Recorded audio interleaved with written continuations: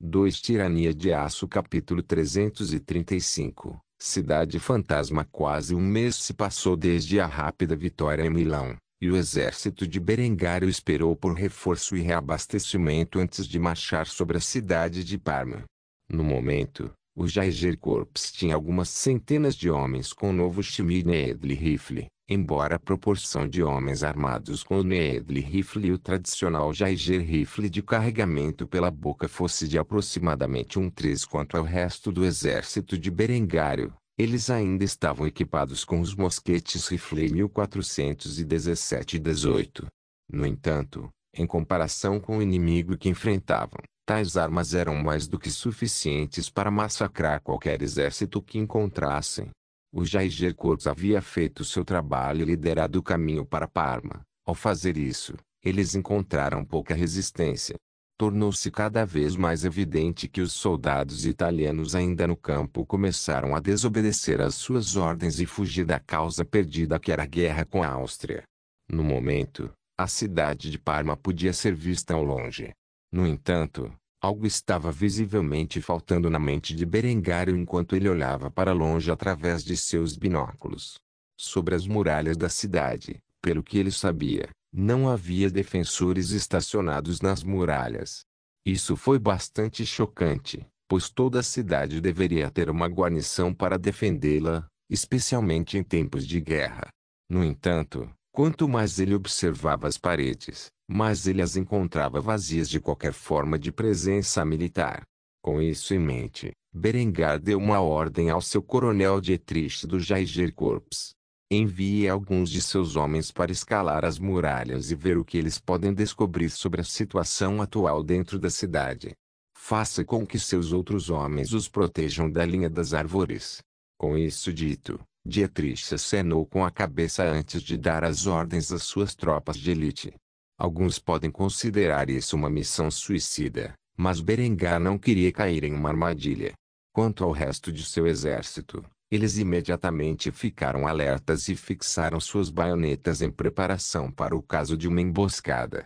O Cabo Lache e seu esquadrão foram os destacados para escalar a parede, apesar de terem a certeza de que estavam sendo protegidos pelos atiradores de elite do corpo de Jaeger. Eles ainda sentiam uma ansiedade angustiante ao se aproximarem rapidamente das paredes. No entanto, quando chegaram à base das defesas da cidade, não haviam sido alvejados pelos defensores ou pela falta deles. Portanto, eles rapidamente puxaram seus ganchos amarrados à corda de cânhamo e os jogaram nas muralhas acima. Depois de verificar se a corda estava segura, os homens penduraram os rifles nas costas antes de escalar a corda e subir nas muralhas acima. No momento em que o fizeram, rapidamente equiparam suas armas e procuraram qualquer sinal de hostilidade. No entanto, eles estavam totalmente e genuinamente sozinhos no topo dessas paredes, o que confundiu muito o pequeno esquadrão de Jaegers. Como tal, o líder do esquadrão imediatamente deu a ordem aos seus soldados: pegue seus binóculos e examine a cidade. Veja o que você pode encontrar. Com este comando dado, o esquadrão de Jaeger fez conforme as instruções. No entanto, quando eles olharam para a cidade abaixo, ficaram chocados com o que viram. Não havia o menor sinal de ocupação dentro da cidade. Em toda a Parma, não havia uma alma viva para ser encontrada. Era como se os moradores da City a tivessem abandonado durante a noite, o que foi chocante para os soldados. Depois de inspecionar a cidade dentro dos muros por algum tempo, o líder do esquadrão emitiu outro comando: vamos repelir as paredes e abrir os portões. Seja cauteloso, isso pode ser uma armadilha. Os vários soldados sob o comando do líder do esquadrão, incluindo o Cabo Lache, acenaram com a cabeça antes de seguir as instruções. Depois de chegar ao chão, eles tiraram seus rifles mais uma vez e fizeram uma varredura adequada da rua que levava ao portão. Apesar disso, eles de fato não encontraram ninguém dentro dos muros da cidade. Como tal, eles não sofreram resistência quando finalmente abriram os portões. Quando os portões se abriram e os soldados Jaeger lá dentro agitaram a bandeira da Áustria, Berengar ficou profundamente preocupado. Nenhum único tiro ecoou à distância quando os homens entraram na cidade.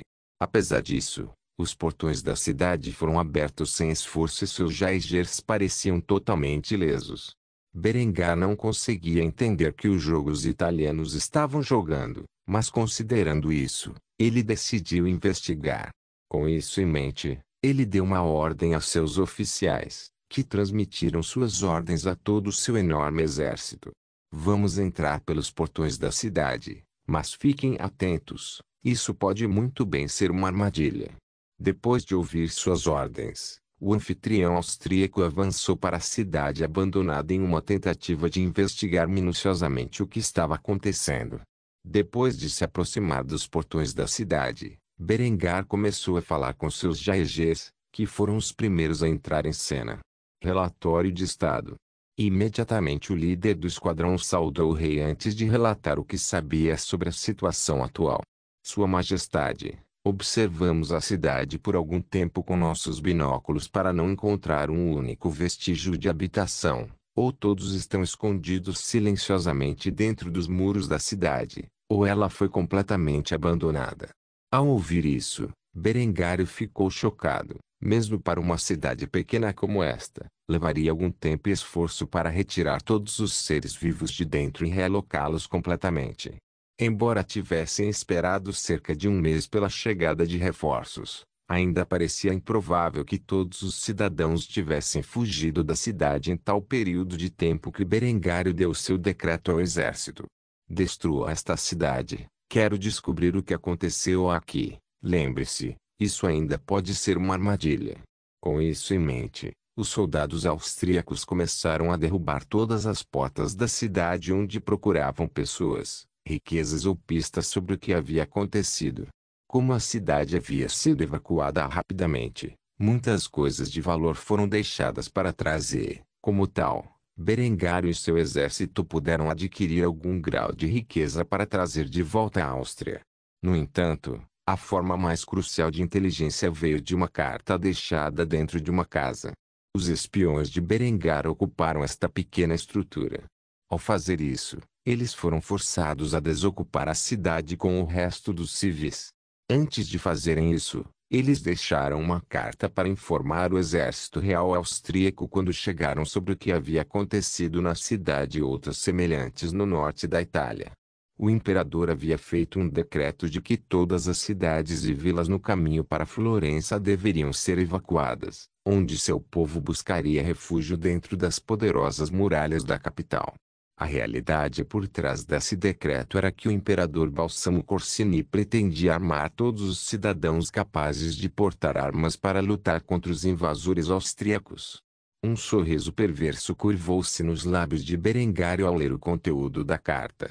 Ele não pôde deixar de expressar seus pensamentos em voz alta em uma voz tão baixa que só ele podia ouvir. Então, você procura seguir o destino de Cartago? Você deseja que eu esgote meu exército enquanto passo meses ou anos tentando forçar meu caminho através de todos os cantos de sua capital na tentativa de despistá-lo e protegê-lo? Vitória. Infelizmente você cometeu um grave erro. Não, meu querido imperador. Tenho planos muito maiores em mente para a cidade de Florença. Se Deus realmente existe, não duvido que ele me julgará severamente pelo que estou prestes a fazer. Infelizmente, você não me deixou escolha. Não enviarei meu exército para uma morte sem sentido. No entanto, garanto a você, sua cidade será o túmulo de cada alma contida dentro dela. Você trouxe isso sobre si mesmo. Dito isto, Berengário sacou o isqueiro e acendeu a carta. Depois de fazer isso, ele esperou que seu exército reunisse as riquezas deixadas dentro dos muros da cidade de Parma. Assim que terminaram, ele enviou um pequeno comboio para entregar as mercadorias ao tesouro da Áustria. Quanto ao resto de seu exército, Berengar escolheu um curso de ação e decidiu marchar diretamente para Florença. A guerra estava chegando ao fim e Berengário decidiu não perder mais tempo saqueando as cidades em seu caminho. Afinal, a fortuna dos Médici era muito maior do que qualquer coisa que ele pudesse ganhar dentro das muralhas de Bolonha. Quanto a como ele escolheria lidar com a cidade de Florença, só o tempo diria. No entanto, Uma coisa era certa: ele não permitiria que os seus soldados marchassem para a capital do império e se engajassem em uma luta brutal para tomar todos os cantos da cidade da feroz resistência dos italianos.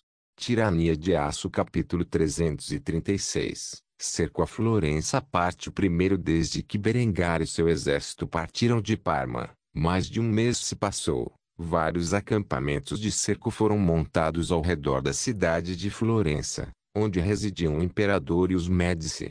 O acampamento do austríaco lembrava muito uma elaborada linha de trincheira tirada diretamente das fotos da Grande Guerra durante a vida anterior de Berengar. Durante este tempo, ninguém foi autorizado a entrar na cidade. No entanto, Berengar exfiltrou com sucesso seus agentes presos na cidade.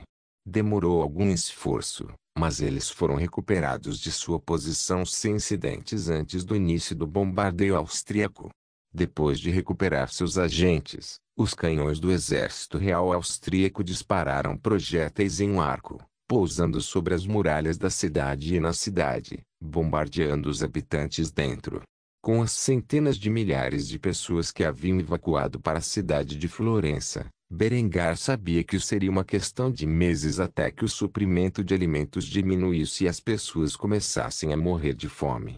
Enquanto o cerco de Florença continuou, de volta a Kufstein, a indústria de guerra passou dia e noite produzindo tantos rifles de agulha e seus cartuchos de papel quanto possível para suprir o esforço de guerra austríaco, já que milhares desses rifles estavam agora nas mãos dos soldados da linha de frente que descansavam na lama, já que sua extravagante armadura de aço enegrecido foi revestida com a substância, cobrindo sua armadura e traje em um marrom terroso.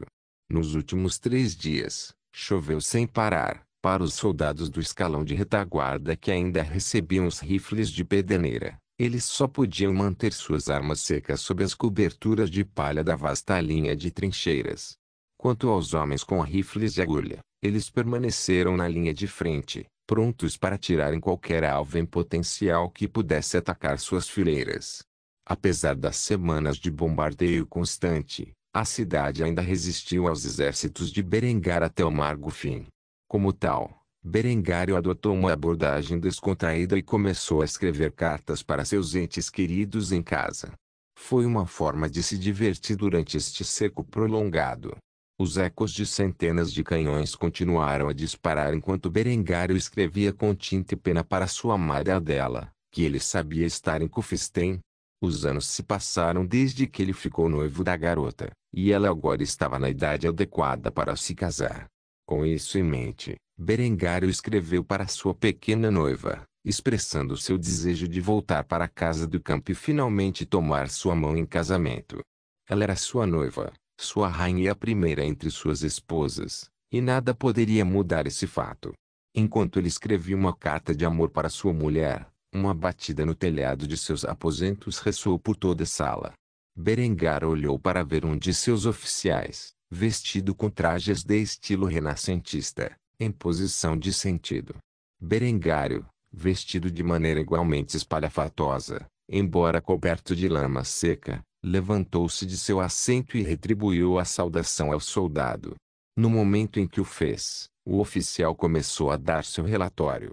Sua Majestade, os bombardeios continuam conforme planejado. Agora, metade da cidade deve estar em ruínas. Acredito que é apenas uma questão de tempo até que eles se rendam.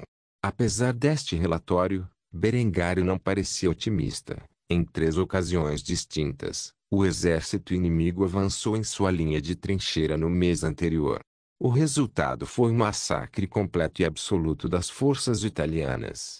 Com os rifles Needle de disparo relativamente rápido, capazes de funcionar mesmo em condições adversas, a única vantagem que os italianos normalmente teriam sobre as armas de fogo flintlock agora era discutível. No entanto, o número de rifles de agulha entre suas fileiras ainda era significativamente menor do que toda sua infantaria. Como tal, os italianos às vezes infligiram baixas às fileiras de Berengário pelo grande volume de corpos que conseguiram colocar. De um modo geral, eles atacariam durante dias como este. Dias em que o clima impediu o grosso das forças de Berengário de disparar suas armas. Eles apareceriam às dezenas de milhares e subjugariam as fileiras de Berengar por meio de ataques imprudentes. Enquanto o homem fazia seu relatório, um sino tocou em toda a linha da trincheira. Este sino sinalizava o ataque inimigo. Como tal, Berengar rapidamente agarrou seu capacete antes de colocá-lo na cabeça. Depois de fazer isso, ele pegou seu rifle de agulha e carregou um cartucho em sua câmara. Uma vez que ele completou suas ações, ele deu um olhar presunçoso para o oficial que momentos atrás previu a rendição dos italianos antes de fazer um comentário espertinho. Você estava dizendo, coronel. A expressão no rosto do homem tornou-se amarga ao ouvir as palavras de Berengário. Ele realmente acreditava que os italianos perceberiam que a causa estava perdida e se renderiam. Infelizmente para ele, esse não era o caso, e agora eles estavam sendo lançados de cabeça em outra batalha. Com isso em mente, Berengário saiu de seus aposentos e subiu na trincheira lamacenta, onde começou a correr em direção à área de conflito. Para Berengar, esta foi provavelmente a última oportunidade que teve de travar uma batalha com relativa segurança. Afinal, as armas austríacas eram tão avançadas que Berengário poderia lutar na linha de frente com riscos mitigados para sua segurança. Como tal, ele decidiu passar um último viva no campo de batalha antes de se tornar um comandante que sempre se sentou na retaguarda da batalha. Tendo chegado à linha de frente, Berengar e os soldados ao seu redor baixaram as armas e apontaram para os italianos que se aproximavam. Como da última vez, havia bem mais de 20.000 homens e adolescentes atacando a trincheira austríaca, totalmente desprovidos de armadura e no máximo segurando uma lança nas mãos. Berengário não sabia que propaganda o imperador havia colocado na cabeça de seu povo para que eles lutassem sem levar em conta as suas vidas. No entanto, isso realmente não importava. No final das contas, esses homens e meninos eram inimigos e precisavam ser tratados. Os ataques italianos sempre vieram na forma de ondas, visando linhas de trincheiras específicas. Como tal, os milhares de austríacos capazes de atirar no tempo chuvoso estavam espalhados em número muito menor. No momento em que Berengar avistou um italiano a uma distância de cerca de 1.000 metros, ele apertou o gatilho de seu rifle de agulha, enviando um projétil para baixo e para o peito nu, explodindo-o. Os homens olharam horrorizados quando ele foi baleado a tal distância antes de cair no chão sem vida. Antes mesmo de o corpo atingir o solo, Berengar recarregou seu rifle de agulha puxando o ferrolho para cima e para trás, onde instantaneamente colocou um cartucho de papel dentro da câmara antes de fechar o ferrolho. Enquanto ele fazia isso, vários outros de seus soldados dispararam suas armas contra as fileiras do inimigo que se aproximava. Se não fosse pelo arame farpado no campo impedindo o avanço italiano, eles já teriam alcançado a linha de frente.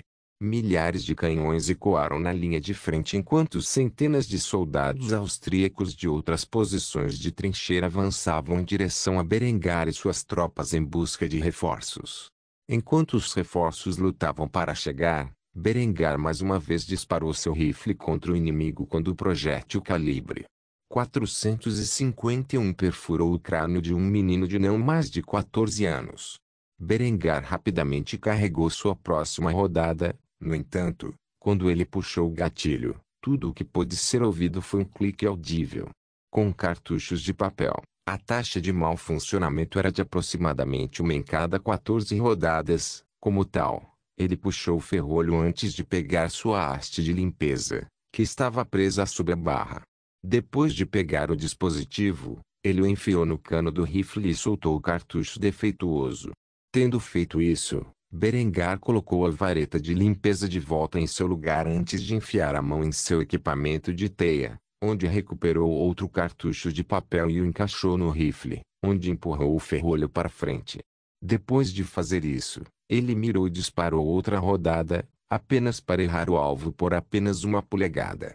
O projétil de liga de chumbo se incrustou no ombro do homem, e não em seu torso. Embora doloroso, não foi um golpe mortal. Em pouco tempo, o exército italiano sofreu muitas baixas, já que metade de suas forças foi abatida durante sua carga suicida, mas isso não impediu suas ações. Em vez disso, Eles correram para a linha de trincheira onde os soldados austríacos lançaram suas baionetas no inimigo.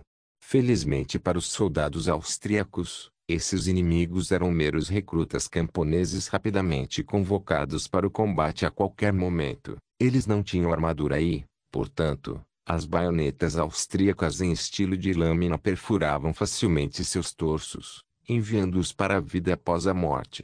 O próprio Berengar rapidamente pegou uma lança que se aproximava e a redirecionou com seu rifle antes de avançar e perfurar sua baioneta no coração do homem. Depois de ver a vida desaparecer dos olhos do homem, o jovem rei impiedosamente arrancou-a e atacou o próximo inimigo. Esta batalha continuou até que o exército italiano de quase 20.000 homens foi repelido, enquanto os sobreviventes corriam de volta para a relativa segurança das muralhas da cidade. Eles foram mortos a tiros pelos homens de Berengar, que atiraram em sua retirada, matando quase todos os homens que tentaram o ataque suicida. Vendo que eram vitoriosos, Berengário soltou um suspiro de alívio antes de desembainhar o rifle e tirar o elmo, apoiando os cabelos dourados penteados para trás contra a parede lamacenta da trincheira. O combate era verdadeiramente e totalmente exaustivo. Apesar de ser vitorioso nesta grande escaramuça, o cerco de Florença estava longe de terminar. Enquanto Berengar descansava contra a parede da linha da trincheira, com a chuva caindo pesadamente em seu belo rosto, ele não pôde deixar de pensar em seus planos para o futuro depois que esta guerra terminasse.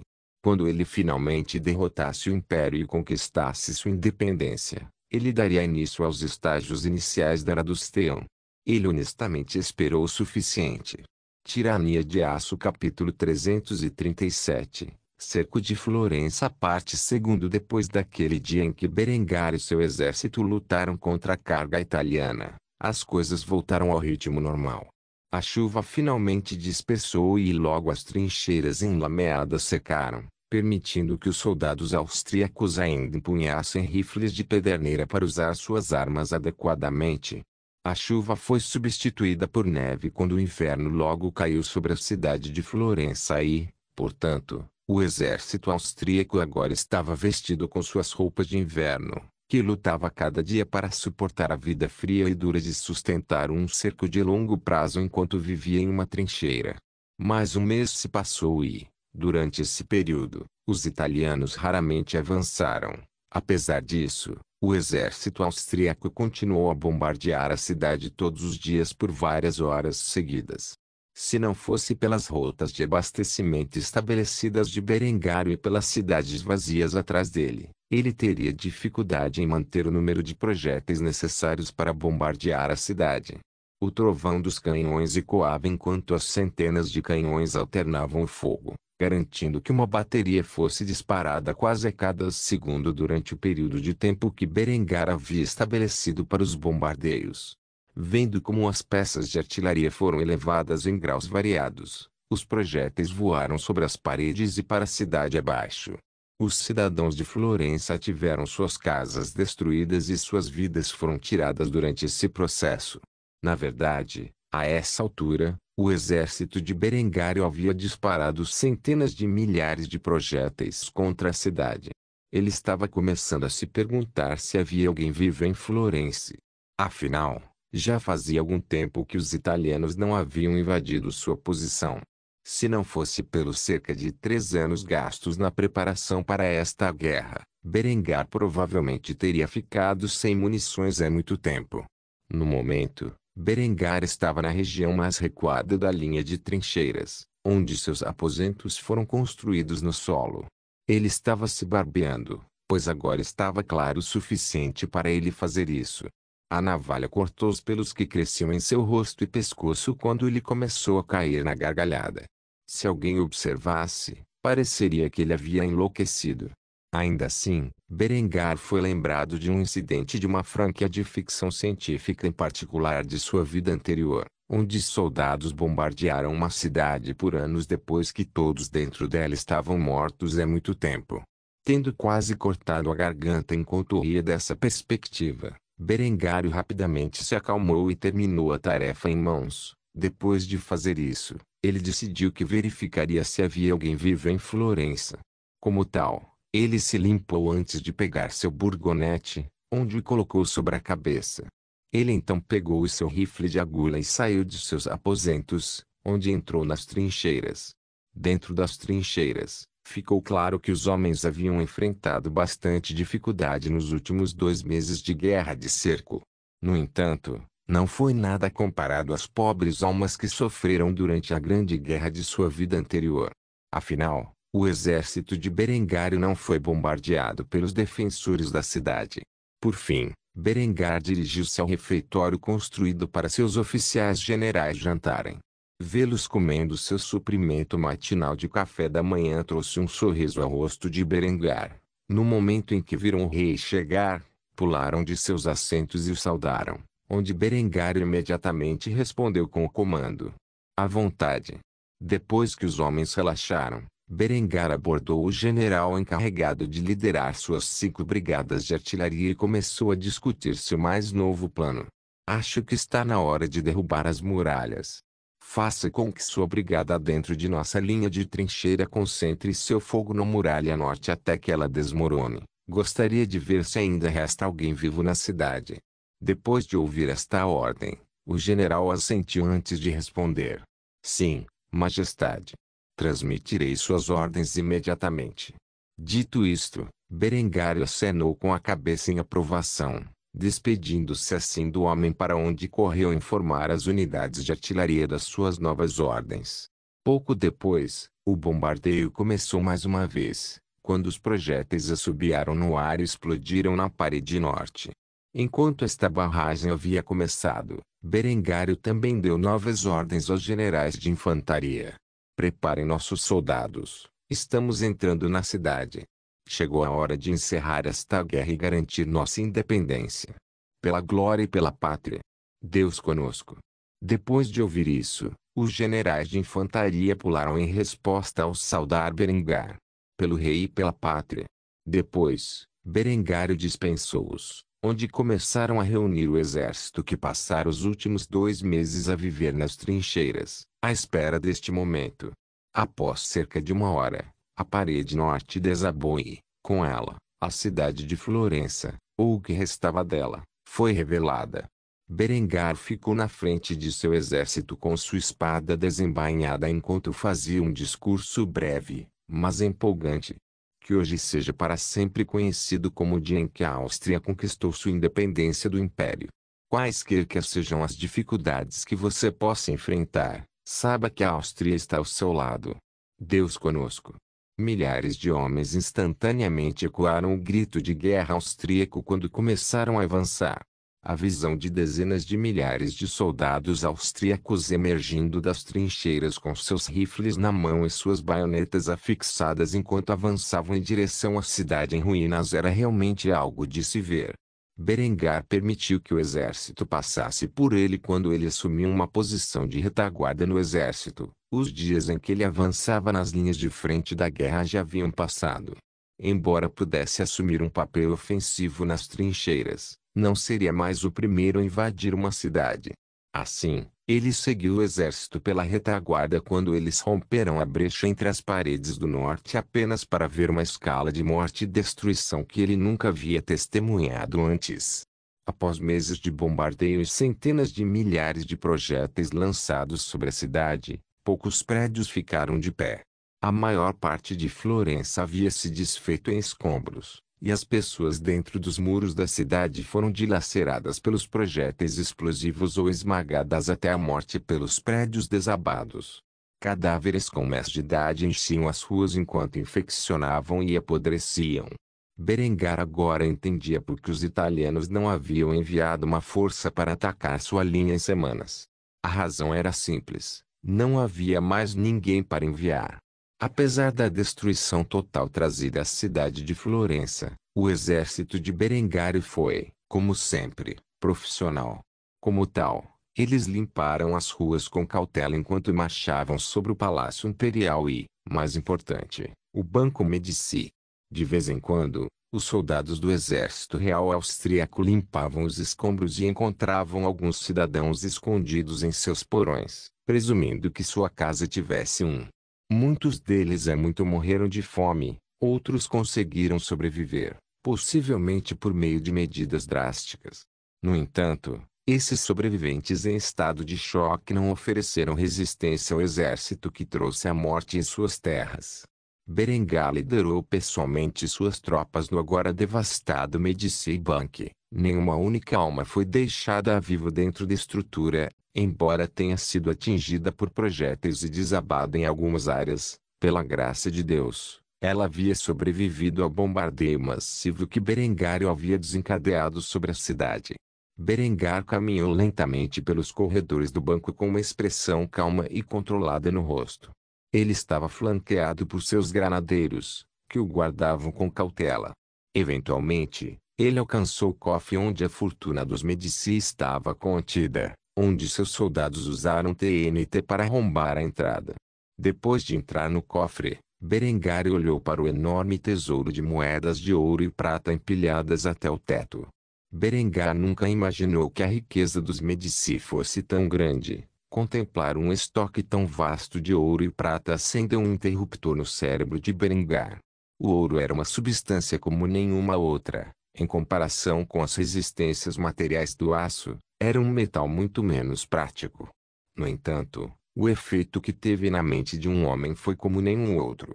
Ver uma pilha tão grande de moedas de ouro reunidas em um lugar que era potencialmente maior do que sua fortuna fez Berengar cair na gargalhada. Depois de quase um minuto de riso, Berengário começou a tossir fortemente antes de se acalmar. Depois de fazer isso, ele pronunciou algumas palavras. Pensar que a riqueza dos Medici era muito mais do que fui levado a acreditar. Verdadeiramente, é uma fortuna rivalizar com a de Mansa Musa, e agora é toda minha. Com esta riqueza, posso transformar a economia austríaca no maior que o mundo já viu. Vendo a expressão maníaca no rosto de Berengário e as palavras que ele havia falado encheu sua guarda com uma leve sensação de trepidação. No entanto, eventualmente, Berengário se recuperou antes de dar suas ordens aos granadeiros.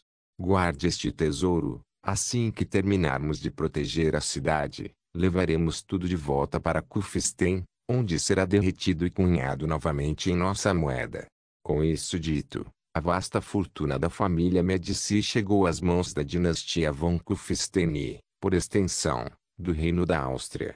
Com esta riqueza, Berengário iria utilizá-la para estimular a sua economia e quebrar a estagnação que esta tinha começado a sofrer devido às quantidades limitadas dos metais preciosos que lhe faltavam até agora. Embora Berengar não soubesse que destino aguardava a família Medici, se eles foram mortos pelo bombardeio ou fugiram da cidade, deixando sua fortuna para trás, não importava. Uma coisa era certa: a vasta riqueza do Banco Medici, que antes financiava a Igreja Católica, agora era adquirida por seu maior inimigo. Devido a este fato, a capacidade da Igreja de guerrear contra Berengar foi prejudicada nos próximos anos, comprando-lhe vários anos de paz muito necessária para industrializar seu reino e suas forças armadas. Tirania de Aço capítulo 338. A rendição do Sacro Império Romano. Depois de garantir o Banco Medici e sua vasta fortuna, Berengar conduziu pessoalmente suas tropas ao decadente Palácio Imperial, que era a casa pessoal do imperador Balsamo Corsini na cidade de Florença. Muito parecido com o Banco Medici, apenas partes do prédio desabaram. No entanto, permaneceu intacto na maior parte. A artilharia austríaca era mais treinada do que Berengar havia pensado inicialmente. Em contraste, ele havia dado instruções para poupar o Banco Medici e o Palácio Imperial. Ele nunca pensou que eles conseguiriam alcançá-lo. Quase tudo dentro da cidade foi completamente destruído, com poucas exceções. Berengar ficou bastante impressionado com a eficácia de sua artilharia, apesar de sua natureza primitiva.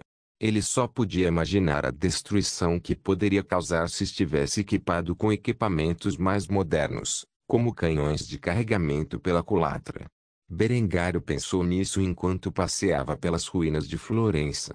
As estradas, as casas, os banhos públicos, os ícones culturais, tudo dentro da cidade foi destruído pelo bombardeio avassalador de projéteis de artilharia que Berengar lançou sobre a cidade nos últimos meses.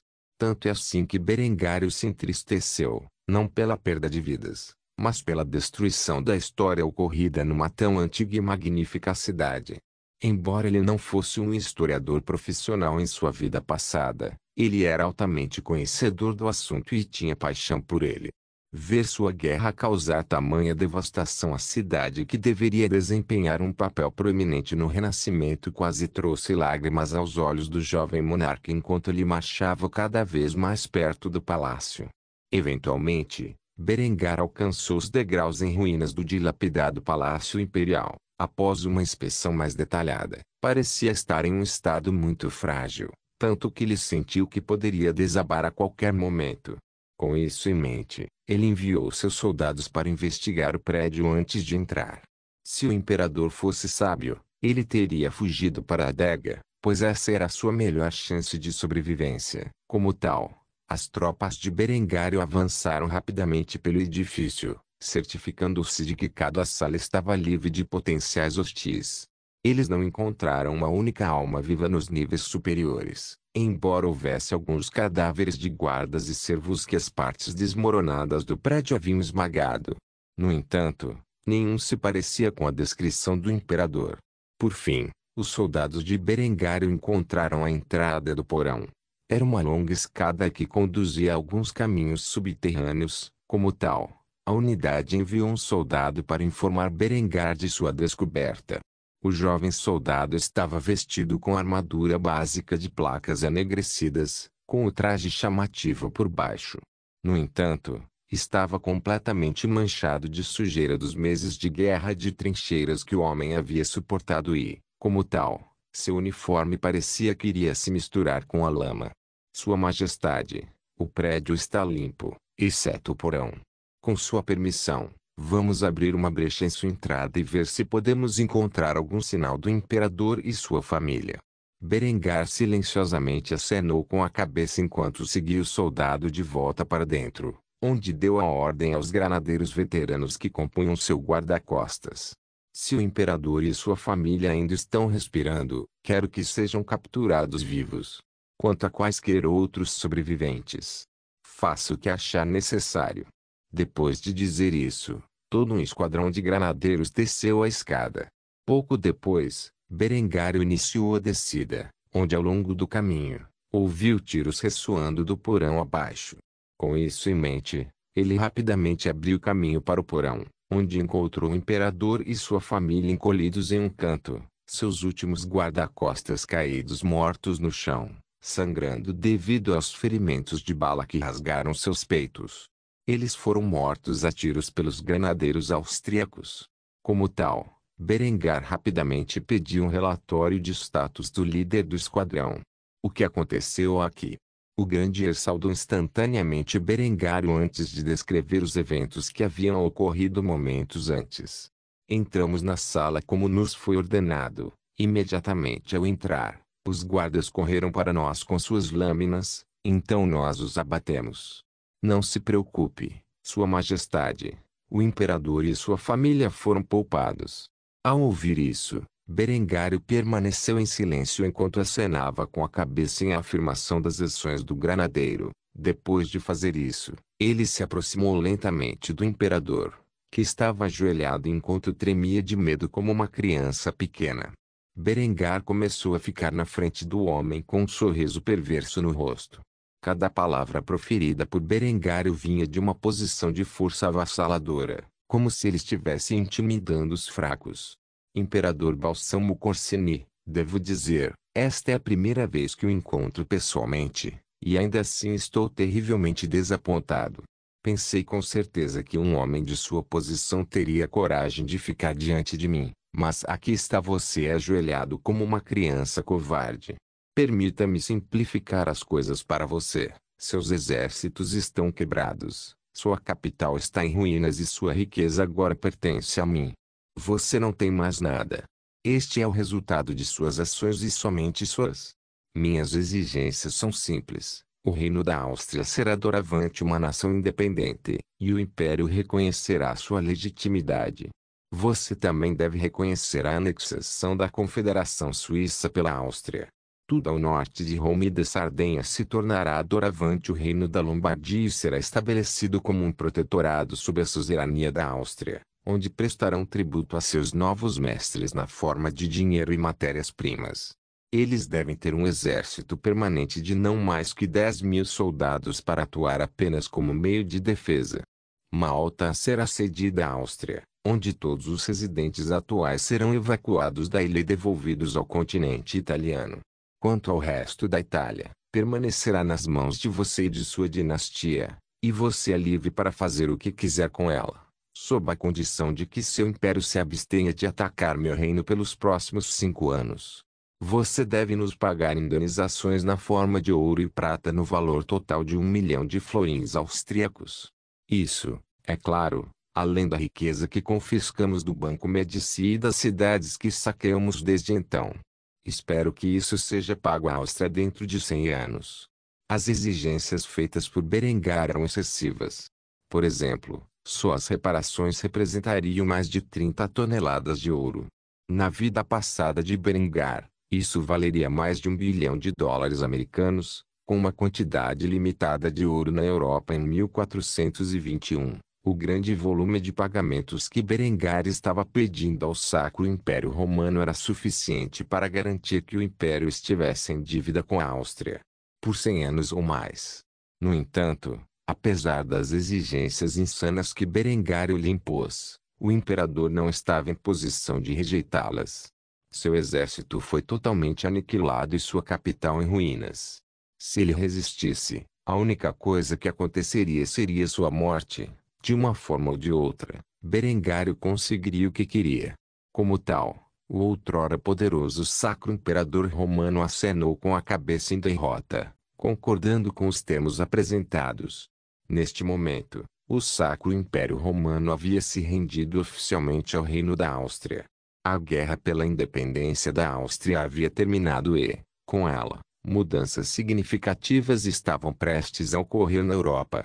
No entanto, no momento Berengário não se importava com tais assuntos, sua atenção era necessária em outro lugar.